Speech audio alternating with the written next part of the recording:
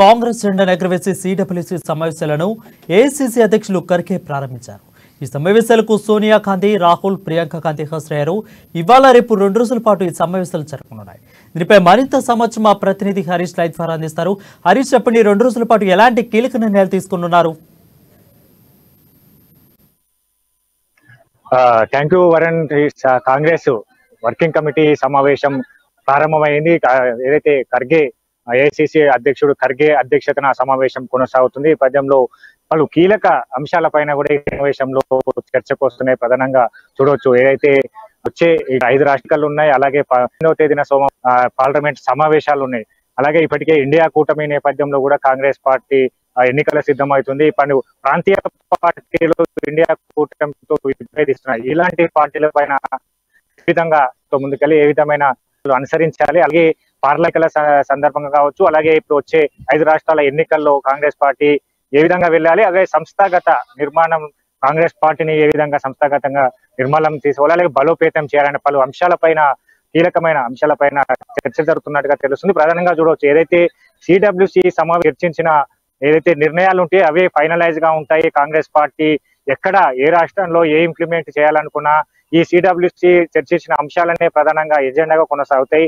అందుకే ఆ సిడబ్ల్యూసీ సమావేశాలకు సమావేశాలకు దేశవ్యాప్తంగా కూడా ఇక్కడ కాంగ్రెస్ పార్టీ నేతలు కావచ్చు, రాజకీయాలకు సంబంధించిన విశ్లేషకులు కావచ్చు ఎదురు చూస్తున్న పరిస్థితి ఉంది. ప్రధానంగా చూడవచ్చు, ఈ సమావేశాల్లో పలు ఎజెండాగా కూడా కొన్ని నిర్ణయాలు తీసుకునే అవకాశం అయితే కనిపిస్తుంది. ఈ రోజు 84 మందితో ఏదైతే సిడబ్ల్యూసీ మెంబర్స్ ఉన్నారో వాళ్ళు 84 మంది సభ్యులతో ఈ సమావేశాల్లో చర్చించనున్నారు. రేపు ఉదయం కూడా, అంటే మిగతా ఏదైతే సిడబ్ల్యూసీ మెంబర్స్ తో పాటు కాంగ్రెస్ పార్టీకి చెందిన ఏదైతే 4 రాష్ట్రాల ముఖ్యమంత్రులు, సిఎల్పీలు కావచ్చు, పిసిసి ప్రెసిడెంట్లు, మంత్రులు అంతా మొత్తం 250 మందికి పైగా రేపు ఈ సమావేశం ఉంటుంది. రేపు ఉదయం నుంచి మధ్యాహ్నం వరకు సమావేశం కొనసాగుతుంది. ప్రధానంగా చూడొచ్చు, ఈ సమావేశాలకు ఏదైతే జమిలీ ఎన్నికలు తెర మీదకి వస్తే ఏ విధమైన వ్యూహాలు అనుసరించాలి, ఇక్కడే ఎన్నికల సందర్భంగా కావచ్చు, అలాగే సంస్థాగత నిర్మాణం కావచ్చు, ఇప్పటికే ప్రధాని అదానీ ఆయన పైన రాహుల్ గాంధీ తెర మీదకి తెచ్చినప్పుడు కూడా రాహుల్ గాంధీ పైన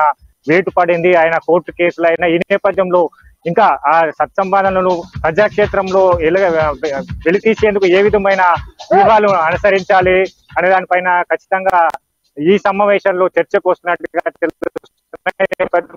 చూడవచ్చు, పూర్తిగా రాజకీయ అంతా సంబంధించిన పూర్తిగా కావచ్చు, అయితే భారత్ యాత్ర తర్వాత కూడా ఏదైతే కాశ్మీర్ నుంచి కన్యాకుమారి నుంచి కాశ్మీర్ వరకు రాహుల్ గాంధీ చేపట్టిన భారత్ జోడో యాత్ర ఆయా సామాజిక వర్గాలు కావచ్చు, ఆ ప్రజలతో మమేకం అవుతూ కూడా కొన్ని ఆసక్తికర విషయాలు కావచ్చు, ఆ సామాజిక సంబంధించిన సమస్యల పైన ఆయనతో ఏదైతే ఆయన ఏదైతే ఫోటోస్ ఉన్నాయో వాటిని ఎగ్జిబిషన్ రూపంలో కూడా ఇక్కడ ఏర్పాటు చేయడం జరిగింది. ప్రధానంగా ఈ కమిటీకి సభ్యుంచి కూడా అన్ని ఏర్పాట్ల విషయంలో కూడా టిపిసిసి పలు కమిటీలను నియమించింది. ఈ కమిటీలు కూడా దగ్గరుంటూ వాళ్ళకు అన్ని విధాల కూడా ఏర్పాట్లు కావచ్చు, అన్ని విధాల దగ్గర కూడా 2 రోజుల కేంద్ర నిఘా కూడా కృష్ణ కొనసాగుతున్నది. ఈ రోజు ఈ సమావేశాలు ఈ సాయంత్రం 7 గంటల వరకు కొనసాగే క్రమం కనిపిస్తుంది. ఆ తర్వాత ఏదైతే తెలంగాణ కాంగ్రెస్ టిపిసిసి నుంచి కూడా ప్రత్యేక విందు ఇవ్వనున్న నేపథ్యం ఉన్నది. అయితే దానికి సంబంధించి ఇక్కడ తెలంగాణ ఏదైతే రుచులు వంటకాలు ఉంటాయో వాటిని ఇక్కడ సిడబ్ల్యూసి మెంబర్స్ కి అంతా కూడా పరిచయం చేయనున్నారు. అలాగే తెలంగాణ ఇక్కడ సాంస్కృతిక కార్యక్రమాలు సాయంత్రం కూడా సంబంధించిన ఏర్పాట్లు కూడా చూడవచ్చు. దీనికి సంబంధించి ప్రత్యేకంగా ఒక స్టేజ్ ఏర్పాటు చేయడం జరిగింది.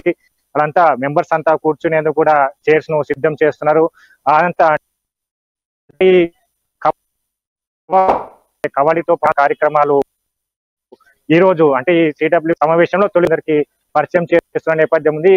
అలాగే ఏదైతే టిపిసిసి ఇప్పటికే పలు రుచికరమైన వంటలను మెనూగా ఇచ్చింది. ఆ నేపథ్యం వెజ్ కావచ్చు, నాన్ వెజ్ కావచ్చు, ఈ ఏదైతే కమిటీ మెంబర్స్ కావచ్చు, అలాగే అగ్రనేతలు వచ్చిన నేపథ్యంలో ఇక్కడ ఈ సాంస్కృతిక వంటలు కావచ్చు, ఈ సాంస్కృతిక కార్యక్రమాలు కావచ్చు, ఇప్పటికే సోనియా గాంధీ, రాహుల్ గాంధీ శంషాబాద్ ఎయిర్పోర్ట్ నుంచి వస్తున్న క్రమంలో కూడా ఇక్కడ ఏదైతే తెలంగాణకు సంబంధించిన డప్పు కావచ్చు, డోలు వాయిద్య కార్యక్రమాలతో కూడా వాళ్ళకు ఘన స్వాగతం పలికారు. ఈ నేపథ్యంలో ఈ 2 రోజులు సమావేశాలు కొనసాగనున్న నేపథ్యం ఉంది.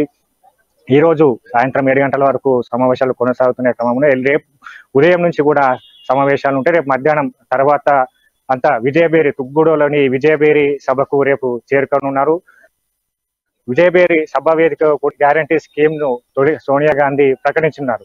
ప్రధానంగా చూడవచ్చు, ఇక్కడ ఏదైతే అధికారంలో ఉన్న కావచ్చు, కాంగ్రెస్ పార్టీ అధికారంలో ఉన్న రాష్ట్రాల్లోనే సిడబ్ల్యూసి సమావేశాలు నిర్వహిస్తూ ఉంటారు. ఈ నేపథ్యంలో అక్కడ ఎప్పుడు సిడబ్ల్యూసి సభలు నిర్వహించినా కూడా ఆయా అధికారంలో ఉన్న రాష్ట్రాల్లో నిర్వహించారు. ప్రత్యేకంగా మొట్టమొదటిసారి తెలంగాణలో సిడబ్ల్యూసి సమావేశాలు నిర్వహిస్తున్న ఎన్నికలు ఇంకా 3 నెలల ఉన్న కాలంలో కూడా ఈ ఏదైతే తెలంగాణ అధిష్టానం తెలంగాణకు ఉన్నది, తెలంగాణకు కట్టుబడి తెలంగాణ ప్రజల వైపు ఉన్నదనే దానిపైన ఒక సిగ్నల్ ఇచ్చేందుకు కావచ్చు, ఎన్నికలకు సంబంధించిన అక్కడే ఫోకస్ పెట్టడం, ఖచ్చితంగా అధికారంలోకి తెలంగాణలో రావాలని దాని ప్రజలకు చేరే విధంగా కూడా సిడబ్ల్యూసి సమావేశాలు ఇక్కడ నిర్వహిస్తున్నట్టుగా తెలుస్తుంది. ప్రధానంగా ఈ టార్గెట్ ఏదైతే బీజేపీ బీఆర్ఎస్ ఇక్కడ తెలంగాణలో బీఆర్ఎస్ పార్టీని, కేంద్రంలో బీజేపీ పార్టీని గద్దె దించేందుకు కాంగ్రెస్ పార్టీ కట్టుబడిన నేపథ్యంలో పలు కార్యక్రమాలు కూడా నిర్వహిస్తుంది. అని ఇక్కడే కర్ణాటక రాష్ట్రంలో ఎన్నికల తర్వాత కూడా వచ్చిన జోష్ ను కంటిన్యూ చేస్తున్నది. భారత్ జోడో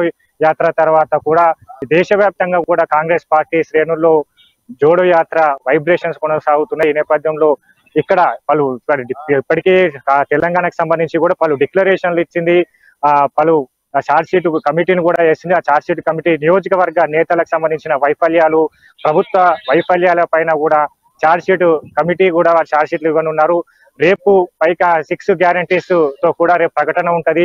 కర్ణాటకలో ఏదైతే ఇచ్చారో ఆ మహిళలకు కావచ్చు, అన్ని సామాజిక వర్గాలకు లబ్ధి చేకూరే విధంగా కూడా ఏదైతే 500కే గ్యాస్ సిలిండర్, అలాగే 200 గృహలక్ష్మి పేరుతో కూడా 2000 అయితే మహిళలకు ఆర్థిక సాయం, అయితే 500లకు గ్యాస్ సిలిండర్ ఇచ్చి, అలాగే రైతులకు సంబంధించి కూడా ఇక్కడ 2 లక్షల ఏకకాలంలో రుణమాఫీ చేస్తాం, 1,00,000 ఉద్యోగాలు భర్తీ చేస్తాం. ఇవన్నీ కాంగ్రెస్ పార్టీ అధికారంలో వచ్చిన ఈ 6 గ్యారంటీస్ ని 30 రోజుల్నే చేపడతామన్న ఇప్పుడు కూడా అధిష్టానం చెప్తున్న పరిస్థితి ఉంది. అయితే మరికొన్ని అంశాలు ఇక్కడ డిక్లరేషన్లు ఇచ్చింది. ఇప్పటికే రైతు డిక్లరేషన్ కావచ్చు, యూత్ డిక్లరేషన్ కావచ్చు, ఎస్సీ ఎస్టీ డిక్లరేషన్ ఇచ్చింది. అంబేద్కర్ అభయాస్తం పేరుతో కూడా ఎస్సీ ఎస్టీ సామాజిక వర్గానికి చెందిన వరకు 12 లక్షల ఆర్థిక సహాయం ఇస్తామంటూ చెప్తున్నారు. అలాగే బీసీ డిక్లరేషన్ రాబోతుంది, మహిళా డిక్లరేషన్ రాబోతుంది. దీంట్లో కూడా బీసీ సామాజిక వర్గానికి సంబంధించిన కుల జనగణన జరగాలి, రాజకీయాల్లో బీసీలకు సాధికారత రావాలి, ఇది కాంగ్రెస్ పార్టీతోనే సాధ్యమని బీసీ డిక్లరేషన్ లో కూడా ఇలాంటి అంశాలు పొందుపరుస్తాం. అలాగే బీసీ బంధుకు సంబంధించి బీసీ బంధు ప్రకటించి దాంట్లో వాళ్ళకు 5 లక్షల ఆర్థిక సాయం ఉండే విధంగా కూడా బీసీ డిక్లరేషన్ ఉంటుందని కూడా ఇక్కడ కాంగ్రెస్ పార్టీ చెప్తున్న పరిస్థితి. అంటే ఇప్పటికే పలు డిక్లరేషన్లు ఇచ్చింది, మళ్ళా మహిళా డిక్లరేషన్ ఉండబోతుంది, యూత్ డిక్లరేషన్, మైనార్టీ డిక్లరేషన్ ఉండబోతుంది. అంతా అన్ని సామాజిక వర్గాలకు సంబంధించిగా పూర్తిగా కాంగ్రెస్ పార్టీ అధికారంలోకి వస్తేనే లబ్ధి చేకూరుద్ది. ఆయా సామాజిక వర్గాలు ఇప్పటికే టీఆర్ఎస్ ప్రభుత్వం తీసుకొచ్చిన అన్ని పథకాలు వైఫల్యాలని కూడా కాంగ్రెస్ నేతలు విమర్శిస్తున్న పరిస్థితి. అంటే దానిపైన కూడా ఛార్జ్ షీట్ వేశారు. ఇప్పటికే పోడు భూములు కావచ్చు, అసైన్ ల్యాండ్స్ కావచ్చు, ఏదైతే దళిత బంధు విషయంలో కూడా ఇప్పటికే 30% కమిషన్ పైన తెర మీదకి తీసుకొచ్చారు. దానికి ఖచ్చితమైన ఆధారాలు కూడా బయట పెట్టారు. 24 గంటల విద్యుత్ బీఆర్ఎస్ ప్రభుత్వం ఇస్తలేదంటూ కూడా కోమటిరెడ్డి కూడా షార్ట్ షీట్లను బయటకు తీసిన పరిస్థితి. నేపథ్యంలో అన్ని పథకాలను వైఫల్యాలను ఖచ్చితంగా ప్రజల్లో ఎండగడుతూ కాంగ్రెస్ పార్టీ వచ్చే అధికారంలోకి వస్తే ఏ విధంగా ఇంకా ఈ 6 గ్యారంటీస్ తో పాటు మేనిఫెస్టో ఉండబోతుంది. ఆ అంశాలన్నీ ఇప్పుడు అన్ని సామాజిక వర్గాలకు లబ్ధి చేకూరే విధంగా బీజేపీ బీఆర్ఎస్ ప్రభుత్వానికి తీసుకొచ్చిన పథకాల వైఫల్యాలను ఎండగడుతూ అట్లాంటిది పునరావృతం కాక ఖచ్చితమైన పథకాలు తీసుకొస్తామంటూ కూడా కాంగ్రెస్ పార్టీ చెప్తుంది. ఆ విధమైన వ్యూహాలు అనుసరించేందుకు కావచ్చు రేపు భారీ సభ ఉన్నది. ఈ సభ పలు విషయాలు కూడా చెప్పే అవకాశం కనిపిస్తుంది. ఇక్కడ సోనియా గాంధీ ప్రసంగం కావచ్చు, రాహుల్ గాంధీ ప్రసంగం కావచ్చు, అలాంటి వాళ్ళ ప్రసంగం కూడా ఇలాంటి అంశాలే ఉంటాయన్నట్టుగా కూడా తెలుస్తున్నాయి. ప్రధానంగా రేపు జరిగే సభలో తో పాటు బీఆర్ఎస్ బీజేపీ ప్రభుత్వ వైఫల్యాలను ఎండగట్టే విధంగా కూడా సభ జరగనున్నది. ఈ రోజు సాయంత్రం వరకు ఈ సమావేశాలు కొనసాగితే రేపు ఉదయం నుంచి మధ్యాహ్నం వరకు సమావేశాలు కొనసాగిన క్రమంలో మధ్యాహ్నం తర్వాత ఈ నేతలంతా కూడా తుక్కుగూడ సభకు చేరుకుంటారు, సభలో పాల్గొంటారు. Right. Thank you, Harish, for the clear updates.